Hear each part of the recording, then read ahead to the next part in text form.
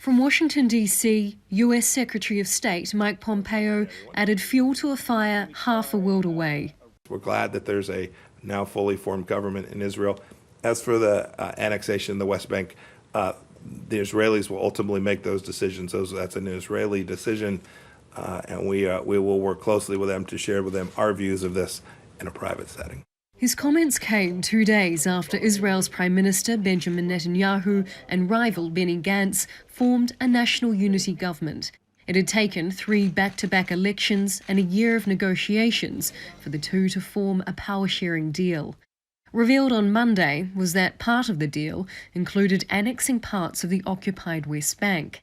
Gantz agreed Netanyahu could look to extend Israeli sovereignty to Jewish settlements with a government vote from July.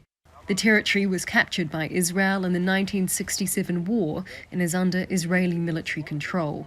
Annexation was also outlined in US President Donald Trump's peace plan for the Middle East in January.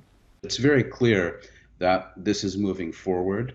Israel is moving forward, and it is doing so effectively with the open support of the United States. Mahmoud Abbas, president of the Palestinian Authority, responded forcefully, reminding Pompeo and Netanyahu the land they're talking about is not theirs to determine, adding if they continue with annexation plans, the Palestinian Authority will cancel current agreements with the US and Israel. We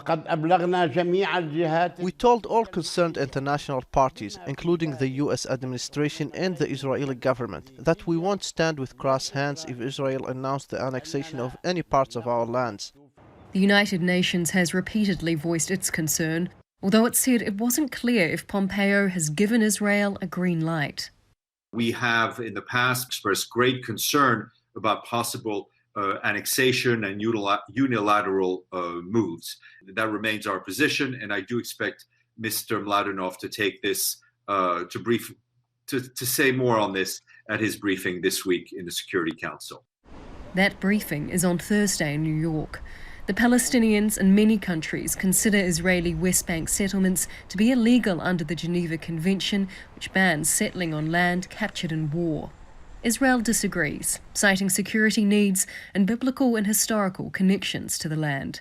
Charlotte Bellis, Al Jazeera.